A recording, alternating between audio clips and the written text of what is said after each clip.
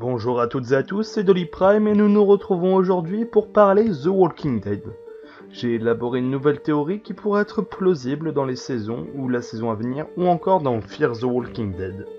Cette théorie se nomme les enfants immunisés. Parlons d'abord de la réalité.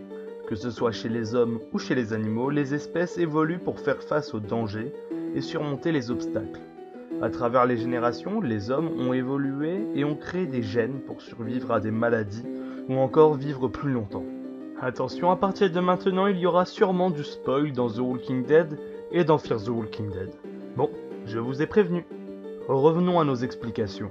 Dans cette série, ce pourrait être la même chose, et expliquerait donc pourquoi garder Judith toutes ces années, sachant qu'elle meurt avec Laurie dans les comics. Pourquoi parler de Judith? C'est très simple. Ma théorie s'appuie sur l'évolution des hommes pour créer des gènes résistants au virus. Mais cela ne s'appliquerait pas à tout le monde, seulement aux enfants nés pendant l'apocalypse et encore pas tous. Seulement aux enfants qui seraient nés lorsque la mère porteuse est en danger de mort imminent ou mordue. Laurie entre dans l'une de ces propositions. En effet, elle avait eu Carl par césarienne et se doutait que ce devrait être la même chose pour Judith. Au moment de l'accouchement, elle était bloquée avec Maggie et Carl à cause de nombreux rôdeurs. Elle est donc bien consciente qu'une césarienne ne pourra pas être faite et qu'elle ne pourra pas accoucher normalement. Elle va donc savoir que ses derniers instants sont comptés et sans le savoir, va transmettre à sa future fille un gène résistant contre le virus. Le gène pourrait s'appliquer à RJ ou Rick Jr.